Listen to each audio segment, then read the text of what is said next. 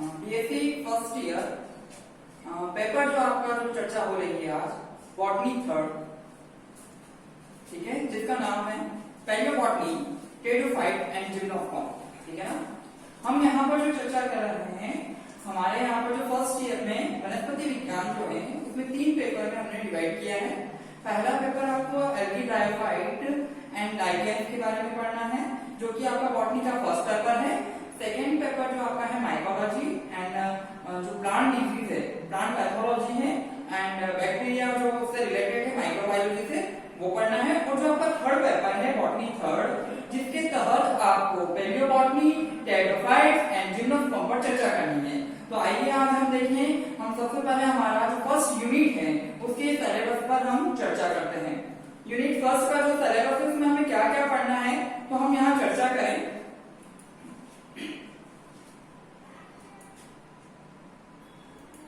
सबसे पहले हमको देखना है यूनिट फर्स्ट में कि हम जो चर्चा कर रहे हैं वो हमारा कौन सा जो है।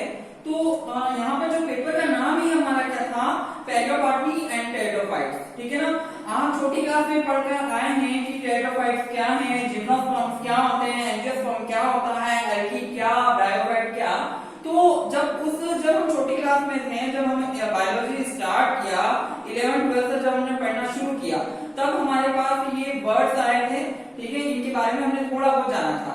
हम जैसे ही आगे जब है बैचलर ऑफ साइंस में जब आए तो हमें इसकी डिटेल स्टडी की आइडेंटिफाई करना है, ठीक है। तो हमें किस प्रकार से इसके बारे में जानकारी प्राप्त करनी है, तो हमारा जो सिलेबस है जीजीटीयू जनजाति विश्वविद्यालय के अकॉर्डिंग हमें देखना है कि हमारी यूनिट फर्स्ट में कौन कौन से टॉपिक है और उन पर हमें चर्चा करनी है। तो आइए हम देखें यहाँ पर जो हमारा पहला टॉपिक है वो है character features and board classification of pteridophyta.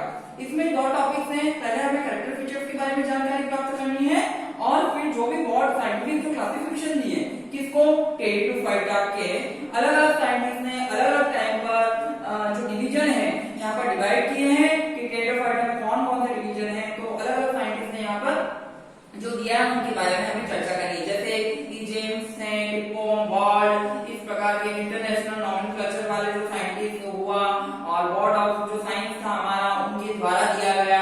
तो टेरिडोफाइट आया कहां से है, किस प्रकार से है, उस पर हमें चर्चा करनी है। उसके जनरल कैरेक्टर्स के बारे में पढ़ना है कि इसके सामान्य लक्षण किस प्रकार से होते हैं और हमें यह देखना है कि टेरिडोफाइटा को क्यों पढ़ना है, ठीक है। टेरिडोफाइटा को एक अलग पेपर में दिया गया है तो इसकी कोई ना कोई स्पेशल इसकी विशिष्टता हुआ करती होगी, जिसके कारण हमें एक पूरा पेपर टेरिडोफाइटा का पढ़ना है, ठीक है। नेक्स्ट जो हमारा है वो है स्टीलर सिस्टम इन टेरिडोफाइट्स। क्या कारण रहा कि हमें स्टीलर सिस्टम इन टेरिडोफाइट्स, तो ऐसा क्या सिस्टम है, क्योंकि इन प्लांट्स को हम क्या बोलते हैं, वेस्कुलर प्लांट्स बोलते हैं। तो इन वेस्कुलर प्लांट्स में हम देखें तो यहाँ पर हम देखना है कि हमारे इसमें स्टीलर सिस्टम क्या है, उसके बारे में हमें जानकारी प्राप्त करनी है। वैसे बता दें कि स्टीलर सिस्टम होता क्या है।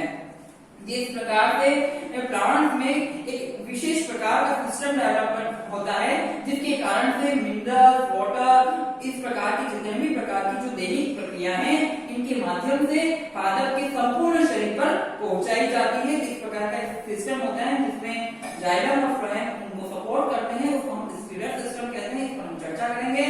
नेक्स्ट हमें देखना है जियोलॉजिकल टाइम स्केल, ठीक है, भूवैज्ञानिक समय सारणी के बारे में जानकारी प्राप्त करनी है। ऐसा क्यों, भूवैज्ञानिक समय सारणी को हमें क्यों देखना है, क्योंकि हमारे पेपर के अंदर पैलियोबॉटनी पढ़नी है, ठीक है।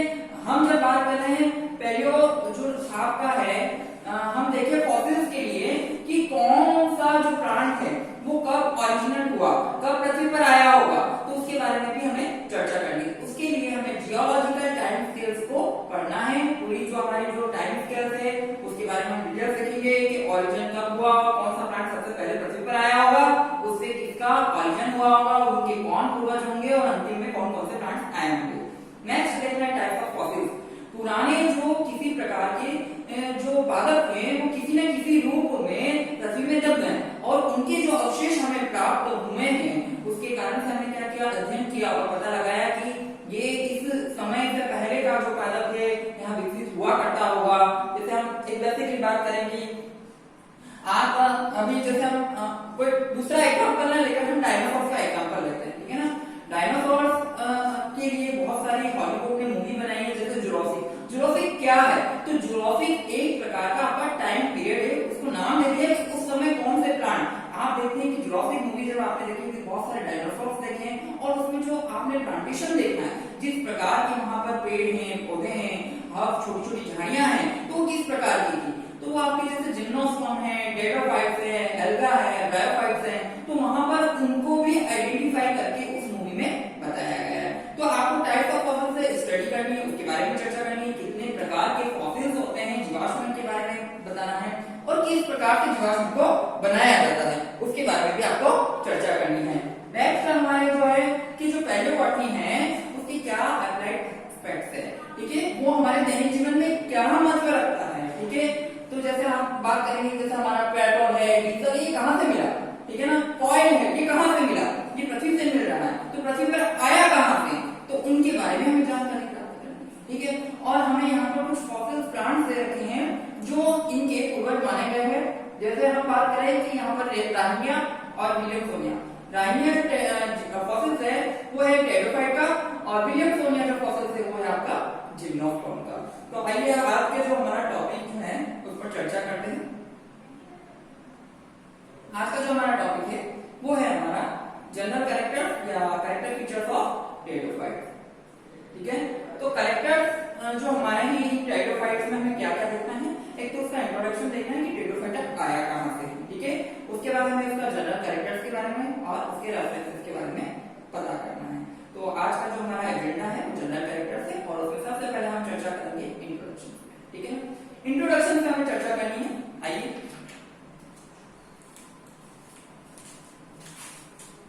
हम चर्चा कर रहे हैं आज हम टेरोफाइट,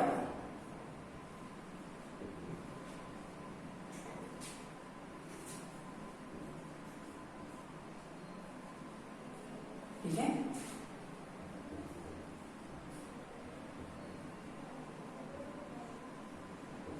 टेरोफाइटा के हमको क्या देखना है, सामान्य लक्षण देखने हैं, ठीक है। सबसे पहले हम बात करें यहाँ इंट्रोडक्शन पर।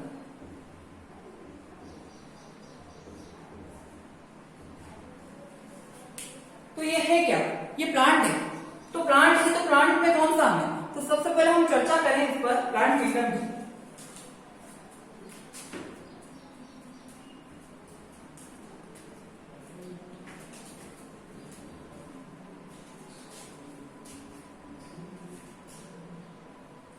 पादप जगत के बारे में हमें जानकारी प्राप्त करनी है,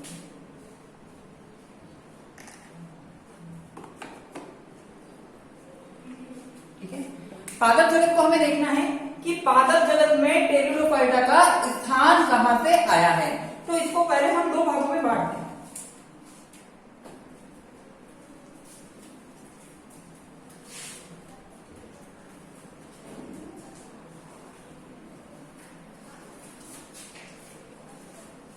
हमें दो भागों में बांटना है। सबसे पहले हम बात करेंगे इसमें कि इसको हमने पहले बांटा हमने क्रिप्टोगैम्स पर,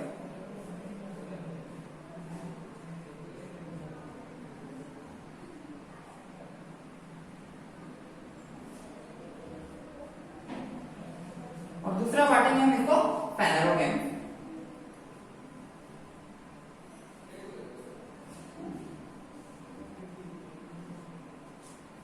क्रिप्टोगैम्स पर हम इसको तीन भागों में बांटे। सबसे पहला हम बांटते हैं थैलोफाइटा,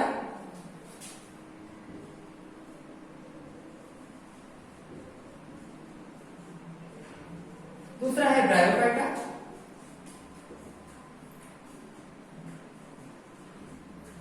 और तीसरा है हमारे पास टेरिडोफाइटा।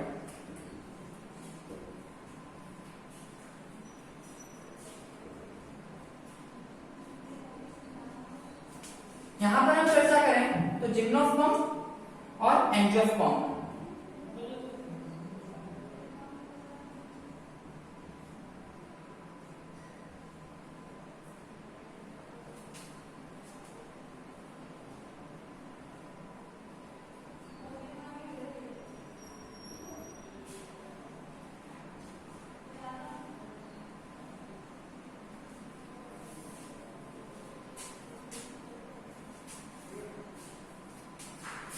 थैलोफाइटा हम बात करेंगे हम आगे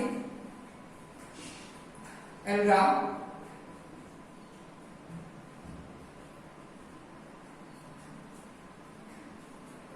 एंड लाइकेन। तो हमें यहाँ पर क्या देखना है कि हमें जो यहाँ पर चर्चा करनी है प्लांट किंगडम के बारे में करनी है। पादप जगत को देखें और इसके सर्वमान्य चित्र को देखें तो इस प्रकार से ये हमारा एक सर्वमान्य चित्र है जो पंच जगत प्रणाली या फाइव किंगडम थ्योरी को शो ऑफ करता है। और यहाँ पर हम फाइलोजेनेटिक ट्री को देखें तो सबसे पहला हमारे पास आता है मोनेरा। मोनेरा से जाती है प्रोटिस्टा, प्रोटिस्टा से ये 3 ब्रांचों में डिवाइडेड होती है। ठीक है, तो ये तो हमारा था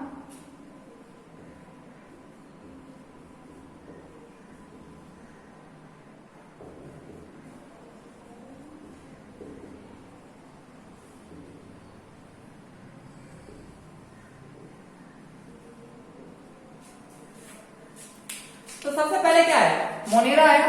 मोनेरा में कौन आया है, जो प्रिमिटिव हमारे जो बात करें लिविंग ऑर्गेनिजम्स से पृथ्वी पर सबसे पहले कौन आया था, मोनेरा आया है ऐसा माना गया है। और मोनेरा की जो सर्च है उसमें यूनिसेलुलर एक कोशिकीय जीव और प्रोकैरियोटिक प्रकार के एनिमल्स विकसित हुए होंगे। जैसे हमारे यहाँ पर हम बात करें कि जो हमारे बहुत सारे बैक्टीरिया हैं तो सबसे पहले बैक्टीरिया यहाँ पर आया। उसके बाद हम प्रोटिस्टा में जाए तो हमारे पास ब्लू ग्रीन एल्गी जैसे साइनोबैक्टीरिया है इस प्रकार के, तो वो क्या थे। तो यहाँ पर हम बात करें तो हमारे पास यहाँ यूकैरियोटिका है और कुछ एनिमल्स सिंगल सेल्स के थे और कुछ मल्टी सेल्स के थे। आप देखेंगे कि प्रोटिस्टा को सेकेंड पार्ट में डिवाइड किया है और यहाँ से बहुत सारी ब्रांचेस गई है। जैसे कि हम बात कर रहे हैं कि इससे ऑरिजिनेट हुए होंगे धीरे धीरे कौन, प्लांटी। तो ऐसे आए होंगे, ऐसे प्लांट आए होंगे कि सबसे पहले उनका जो सेलुलर लेवल होगा वो किस प्रकार का होगा उस पर चर्चा करेंगे। ठीक है, नेक्स्ट बात कर रहे हैं फंगाई। ठीक है, उसका भी हमें पेपर उसके बारे में पढ़ना है और ये हमारा जो है एनिमेजिया जिसमें हम जूलॉजी के अंतर्गत पढ़ते हैं। तो आज का हमारा जो एजेंडा है वो इसके तहत है, इसके प्लांटी किंगडम के तहत है। तो हम प्लांट किंगडम की बात कर रहे हैं। प्लांट किंगडम या पादप जगत को देखें तो हमारे पास यहाँ पर अपुष्पी पादप,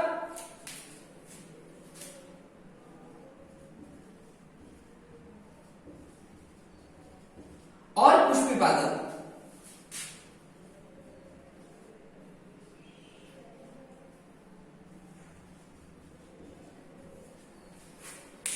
क्रिप्टोगैम्स एंड फेनोगैम्स, इन दोनों भागों में हमने डिवाइड किया किसको, पादप जगत को। पादप जगत में देखिए कि अपुष्पी पादप जिसमें पुष्प विकसित नहीं हुए हों, ऐसे हमने इन ग्रुपों को अलग अलग बांटा है। सबसे पहले हम बात करें यहाँ थैलोफाइटा की।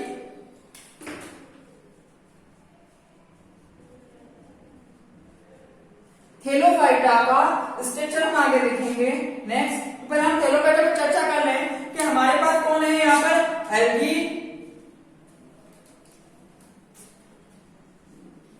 एल्गी मतलब शैवाल। ठीक है, और हमारे दूसरे हैं लाइकेन जिसको हम बोलते हैं शैवाल।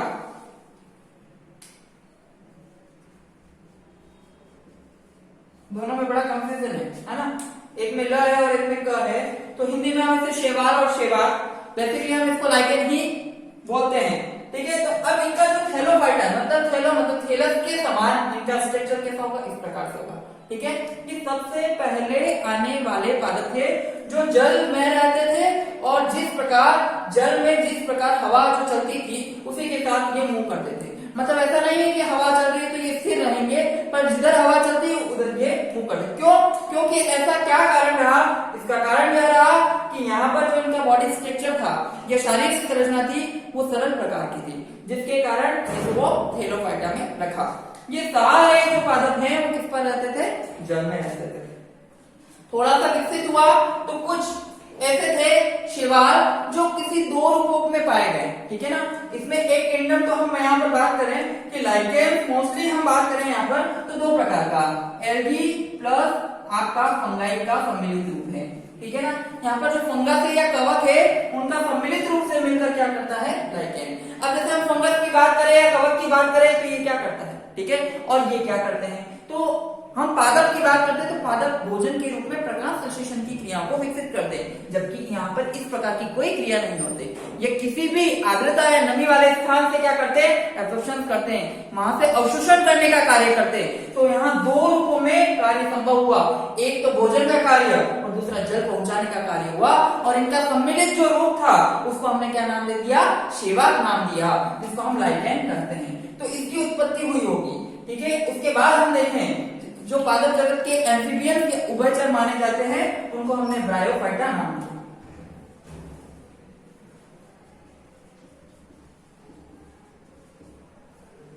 ये इस प्रकार के पादप हैं जिनको पानी की विशेष पूर्ण रूप से आवश्यकता थी। ये पादप जगत के उभयचर कहलाने वाले पादप हैं। मतलब उभयचर आप देखते हैं एम्फीबियंस किस प्रकार से होते हैं, वाटर में भी रहते हैं और लैंड पर भी रहते हैं। तो यहाँ पर लैंड की तो आवश्यकता है ही है, साथ में वाटर की भी रिक्वायरमेंट है। ऐसा नहीं होने पर ये क्या करेंगे, डेड हो जाएंगे या सूख जाएंगे। और आज का जो हमारा जो मेन एजेंडा है वो हमारा कौन है, टेरिडोफाइटा।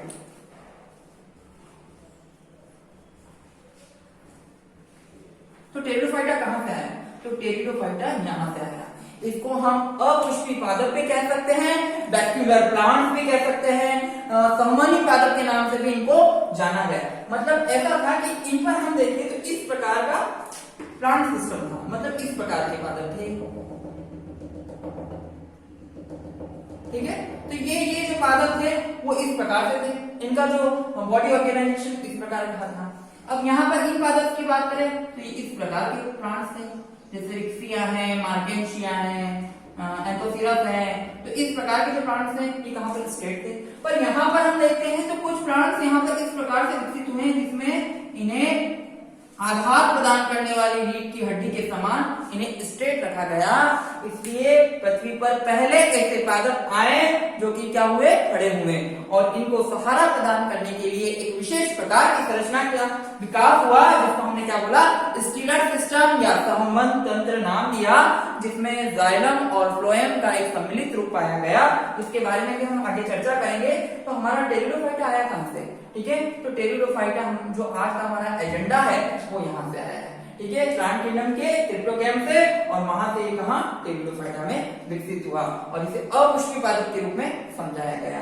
आगे हम जैसे ही हायरार्की में जाते हैं, ये लोअर प्लांट्स में है, ये मिड लोअर है, मतलब मध्यस्थ बात कर सकते हैं, और ये हायर प्लांट्स है। इनमें से जिम्नोस्पर्म और एंजियोस्पर्म, यहाँ नर आए हैं, नर बीजाणु यहाँ की उत्पत्ति हुई है, पादप तो आया ही था।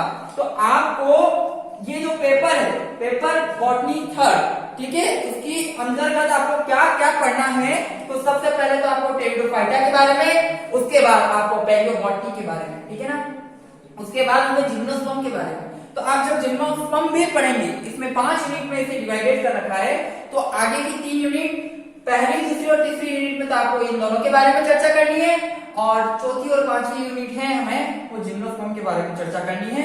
तो जिम्नोस्पर्म की जब हम चर्चा करेंगे, अनावृत और आवृत, ठीक है, अनावृत बीजी जिस पर किसी प्रकार का आवरण संभव ना हो उसे हम क्या कहते हैं, अनावृत बीजी कहते हैं। और इन दोनों को मिलाकर हमारा कौन सा पेपर बना है, थर्ड पेपर बना है। तो आपको इन दोनों के बारे में चर्चा करनी है। और एंजियोस्पर्म आप जैसे ही सेकेंड ईयर में जाएंगे, नेक्स्ट क्लास में आप जाएंगे, तब आपको पूरा एंजियोस्पर्म पढ़ना है। ये फ्रूट लाइक प्लांट है, यहाँ पर फल की उत्पत्ति हुई है, यहाँ पर फल उत्पन्न नहीं हुए थे, यहाँ पर बीज की उत्पत्ति हुई है, ठीक है। तो ये फल वाले पादप है जो आपको पूरा एक नया चैप्टर जो है अगली जो कक्षा है उसमें आपको पढ़ना रहेगा, ठीक है ना। तो आज का जो हमारा एजेंडा क्या रहा, टेरिडोफाइटा और जिम्नोस्पर्म कहां से आया और कैसे आया उसके बारे में अभी हमने चर्चा की, ठीक है। अब जो हमारा मेन जो टॉपिक है वो क्या है, टेरिडोफाइटा, उस पर चर्चा करते हैं। आइए,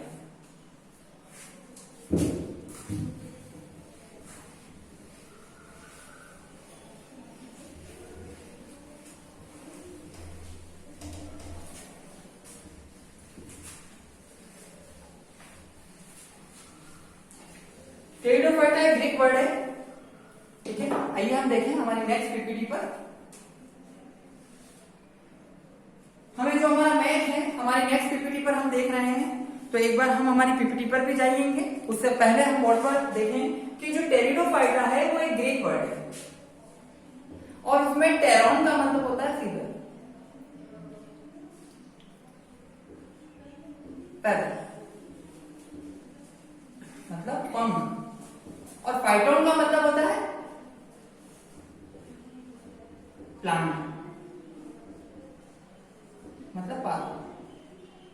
तो पादप कैसे हैं, जिस पर क्या लगे हुए हैं, पंखनुमा संरचना पाई गई हो, इस प्रकार का जो होता है उसे हम क्या कहते हैं, टेरिडोफाइटा कहते हैं। ठीक है ना। यहाँ पर जो इसका टाइम पीरियड माना है वो है पैलियोजोइक ईरा।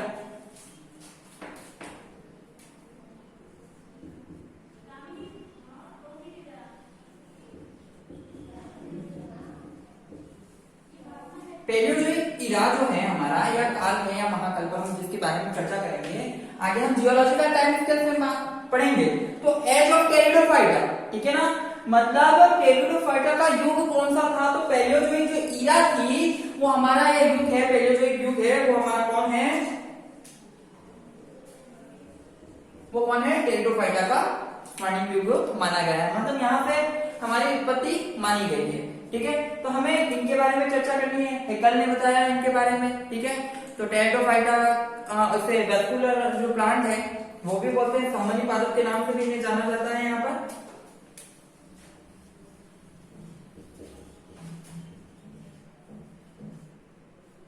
और इसको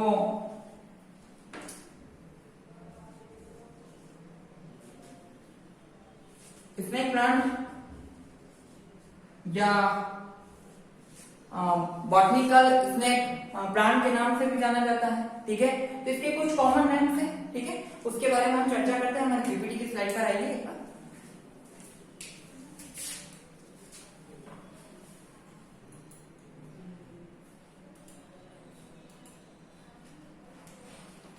हमें देखना है कि यहाँ पर जो हमारे जो ग्रीक वर्ड था, आप टेरिडोफाइटा के बारे में जानकारी प्राप्त करेंगे। ठीक है, तो हमें सबसे पहले यहाँ पर जो ग्रीक वर्ड है फाइटोन, जिसके बारे में आपको बताया पैरल, और फाइटोन जो है आपका यहाँ पर से प्लांट्स के नाम से जाना जाता है। ठीक है, और इन्हें सीडलेस प्लांट के नाम से भी जाना जाता है। ठीक है, प्रिमिटिव सीडलेस प्लांट है ये, primitive seedless plant, vascular plants, और हैकल ने इनको बताया 1866 में इन्हें ग्रुप जो था प्लांटी का उसमें डिवाइड किया, और इसको जो नाम दिया वो क्या नाम दिया, टेरिडोफाइटा नाम दिया। ठीक है, इसी के साथ इसमें बहुत सारी प्रिमिटिव या जो जीवित जातियां हैं उनके बारे में है, पादप जगत के उभयचर के बाद विकसित हुए हैं। ठीक है, उसके बाद प्लांट किंगडम के उभयचरों में से एक है। ठीक है, नेक्स्ट इसको हम जो हमने नाम दिया snake of the plant kingdom, मतलब सरीसृप, बॉटनिकल स्नेक, है ना। ये आपका नीट के जो क्वेश्चंस होते हैं, जब हम कॉम्पिटिटिव एग्जाम फाइट करते हैं तो वहां पर पूछे जाने वाले क्वेश्चन हैं ये आपके। Botanical snake, snake of the plant kingdom. ठीक है, तो इस प्रकार का जो था यहाँ पर इसका इंट्रोडक्शन है। ठीक है, नेक्स्ट बात करते हैं यहाँ पर जनरल कैरेक्टर्स। ठीक है,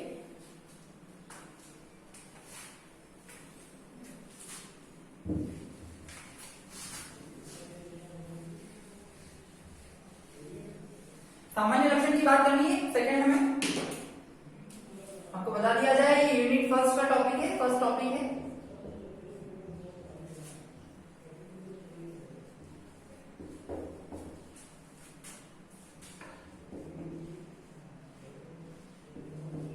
सामान्य लक्षण,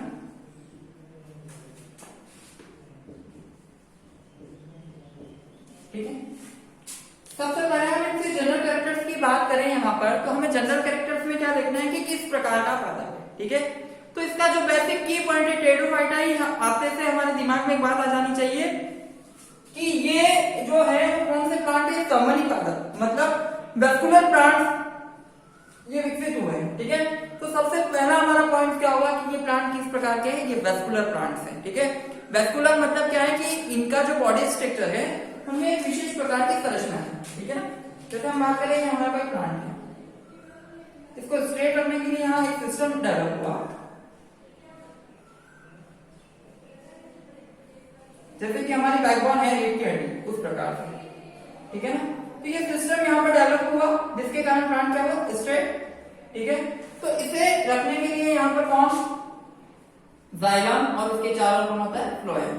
इन दोनों का सम्मिलित रूप क्या कह रहा है हमारा वेस्कुलर जो प्लांट है या वेस्कुलर सिस्टम है वो हमारा यहाँ पर दर्शाया गया है। सबसे पहले हम उसको और बात करें कि ये प्लांट किस प्रकार के, तो स्पोरोफाइटिक है।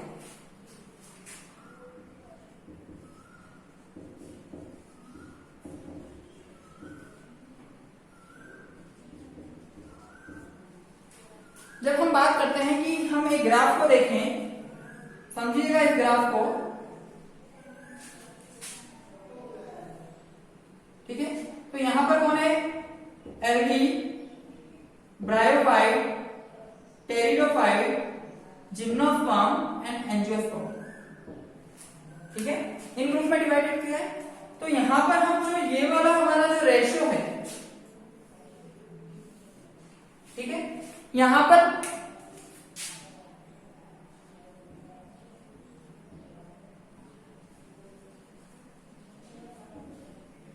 ठीक है, तो यहां पर ये कितना लेवल होता है, 50 to 50।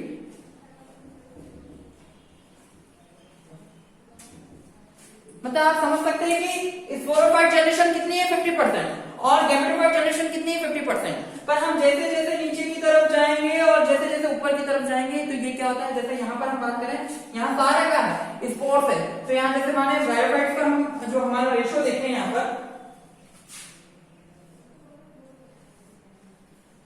तो यहाँ पर हम देखते हैं कि 90%, 99% आप देख सकते हैं। तो यहाँ पर कौन सी है, स्पोरोफाइट जनरेशन है, और 1% जो है वो कौन सी है, गैमेटोफाइट जनरेशन है।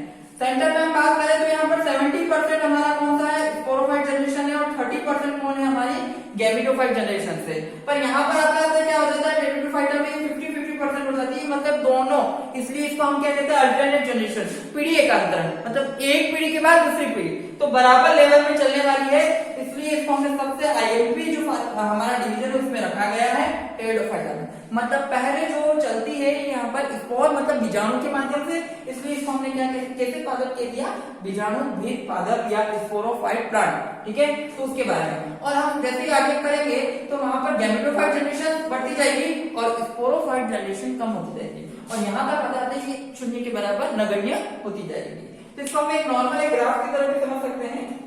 इस प्रकार ये ग्राफ को आप समझेंगे तो ये आपके की पॉइंट्स नीट एग्जाम, ये कॉम्पिटिटिव एग्जाम में पूछे जाने वाले क्वेश्चंस में भी हेल्प करता है।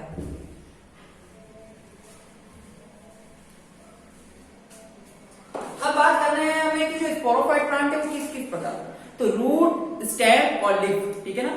तो यहाँ पर पहले वाले प्लांट में देखा था हमारे पास लीफ नहीं था, ठीक है। जैसे ब्रायोफाइटा की बात करें तो वहां पर क्या, स्टेम नहीं था, लीफ जैसी संरचना थी, रूट्स निकल रही थी, पर रूट्स के स्थान पर वहां कौन डेवलपमेंट हुआ, राइजोम या मूलाभास डेवलपमेंट हुए। तो इस प्रकार की संरचनाएं होती हैं। जैसे हम एक प्लांट का कोई पिक्चर बनाते हैं उसमें देखते हैं,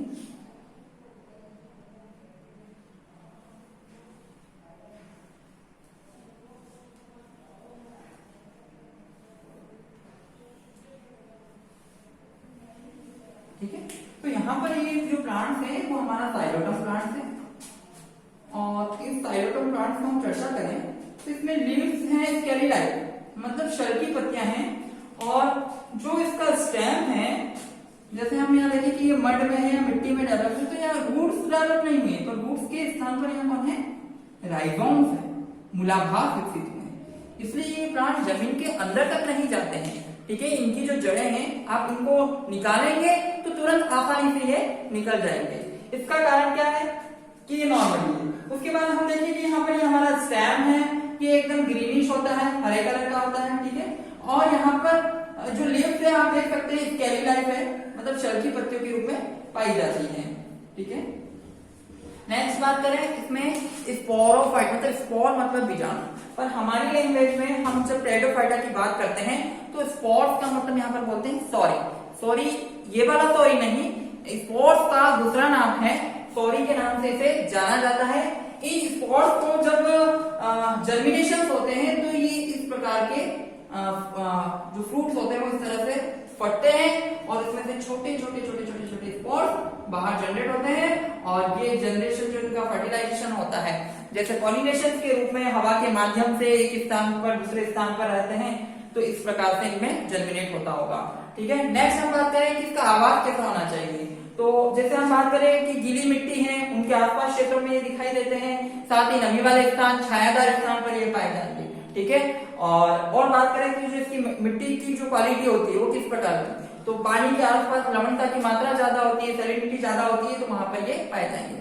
तो हम इसके बहुत सारे जनरल कैरेक्टर्स हैं, उसके बारे में हम चर्चा करते हैं। तो एक बार हम हमारी पीपीटी की स्लाइड पर देखिए, आइए।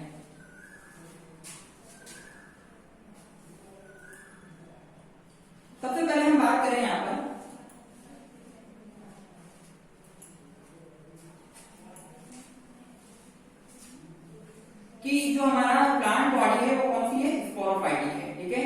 और वो किसमें डिवाइडेड है, वो रूट में, स्टेम में और लीफ में विभाजित होती है, ठीक है। सेकंड बात करें कि जो हमारा जो प्लांट कैसे हो सकते हैं, ये हमारे एंगल्स भी हो सकते हैं। जो प्लांट हमारे कैसे हो सकते हैं, एंगल्स हो सकते हैं, ठीक है। साइज में कैसे होते हैं, छोटे होते हैं और इसका जो हैबिट है वो, तो जैसे हमारा एजोला है, साल्विनिया है, ये प्लांट्स बहुत छोटे वार्षिक हैं, ठीक है। और बड़े जो प्लांट्स हैं, ठीक है, वो बहुवर्षीय होते हैं, जैसे एजियोप्टिस है, ऑफमुंडा है, ठीक है ना। तो ये सारे कौन से हैं हमारे, ये हमारे जो है बड़े प्लांट्स हैं टेरिडोफाइट्स के, ठीक है। अधिकांश टेरिडोफाइट हमारे जितने भी ऑलमोस्ट जो लिविंग टेरिडोफाइट्स हैं वो क्या है, टेरेस्ट्रियल, पृथ्वी पर पाए जाते हैं और कहां पर, नम और छायादार स्थानों पर उगते हैं, ठीक है। इसका जो स्पोरोफाइट या प्राइमरी रूट्स होती है शिशु बीजाणु की, पूर्णतः क्या होती है, कुछ रूप में होती है, मतलब जो इसकी रूट्स होती है वेल डेवलप नहीं होती, उसके स्थान पर आपको बताया था कि यहाँ पर राइजोम्स होते हैं, ठीक है। और यहाँ पर जो स्पॉट्स होते हैं वो पूर्ण रूप से फ्री लिविंग्स के रूप में, मतलब स्वतंत्र रूप में होते हैं, ठीक है। नेक्स्ट कैरेक्टर की बात करते हैं हम यहाँ पर कुछ पिक्चर्स हैं, जैसे आप जो फर्न्स हैं, हमारे फर्न प्लांट्स हैं, उसको आप देख सकते हैं, वो इस प्रकार के होते हैं, ठीक है ना। ये फर्न प्लांट्स के बारे में बता रखा है आपको, ठीक है। बहुत सुंदर दिखने में, बहुत सुंदर दिखते हैं, ठीक है। उसके बाद हम यहाँ पर बात करें सिलेजिनेला, ठीक है। सिलेजिनेला के बारे में हम चर्चा कर सकते हैं।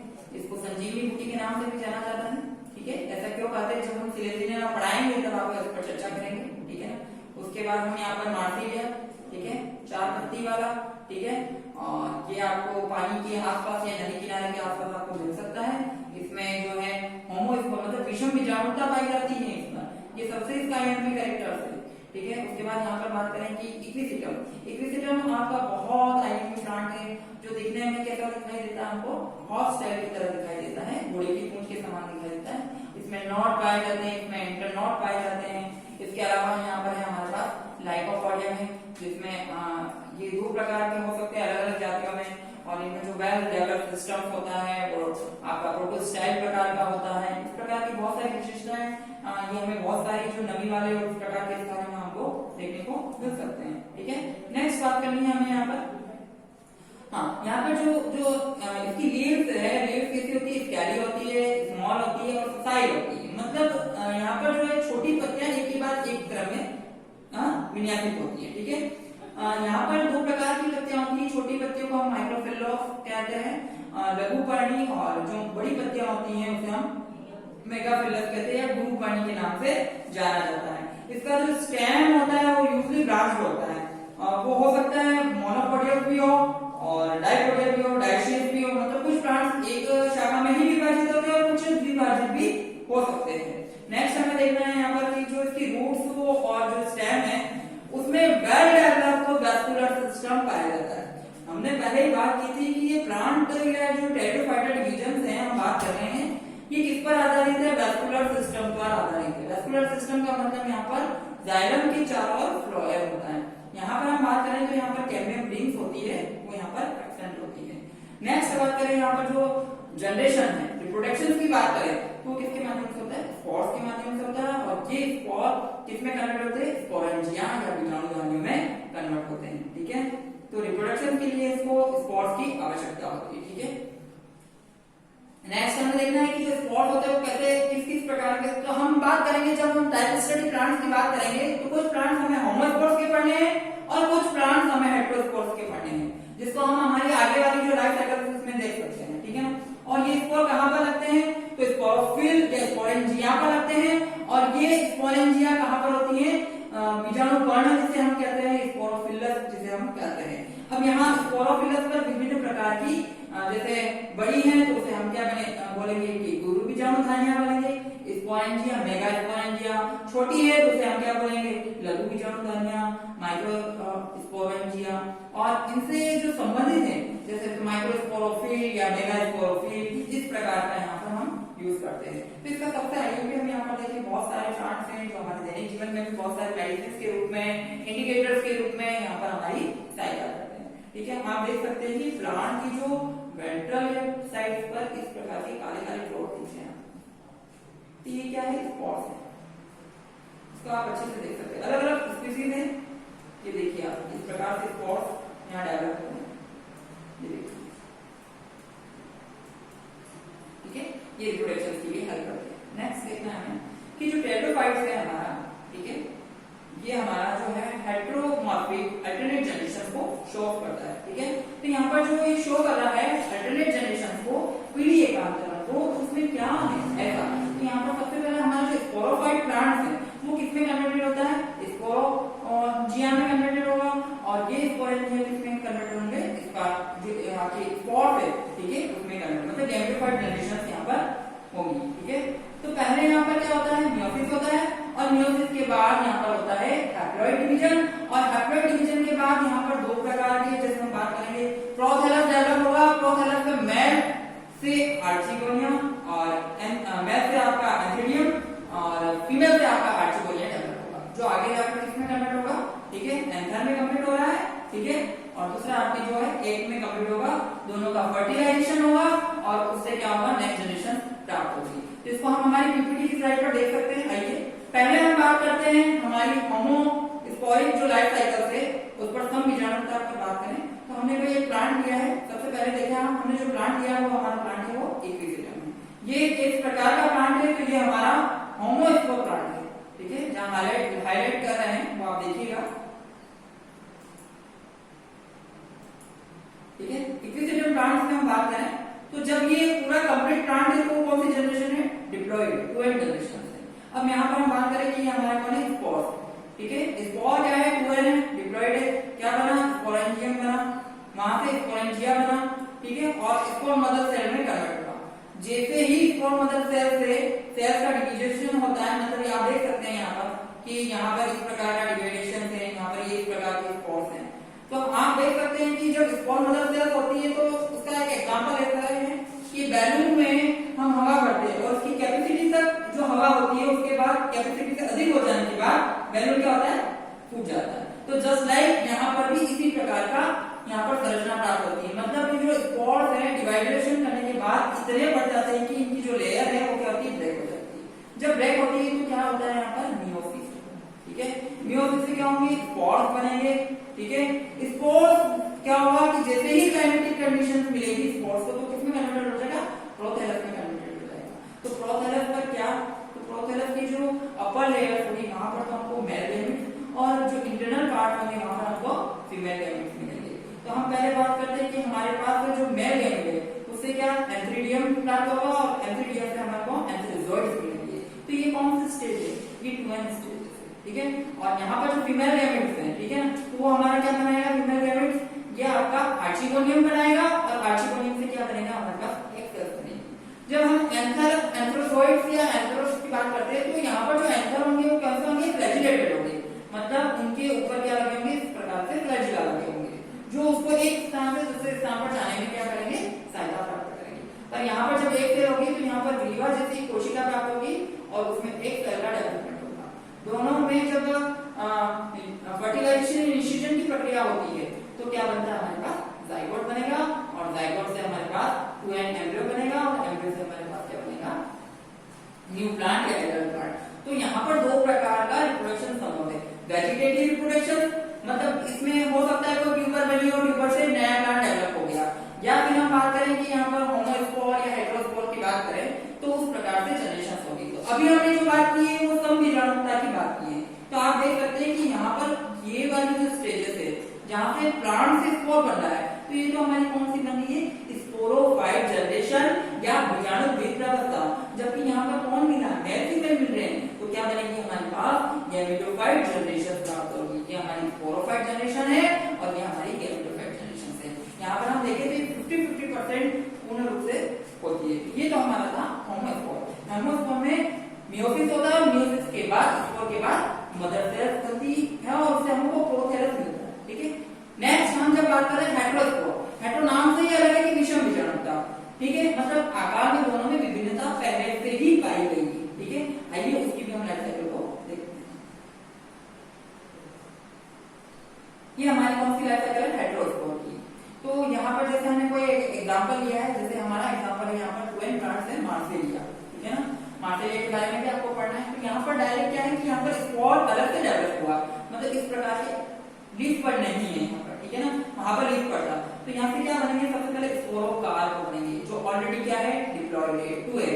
अब यहाँ से क्या है, जब इसका अंदर की ओर हम देखें जो विभाजन हो रहा है तो अलग अलग विभाजन होता है, ठीक है। तो माइक्रो जो स्पोरेंजियम है आकार में छोटे होंगे और मेगा स्पोरेंजियम आकार में बड़े होंगे।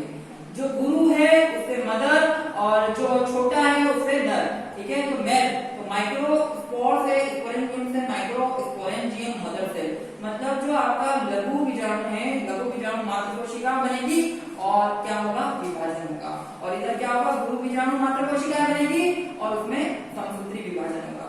जब विभाजन होता है तो उसके बाद यहाँ पर कौन, माइक्रोस्पोर लघु बीजाणु और यहाँ से कौन, गुरु बीजाणु। ये आकार में छोटे, संख्या में ज्यादा, ये आकार में बड़े और संख्या में कम, न के बराबर, ठीक है।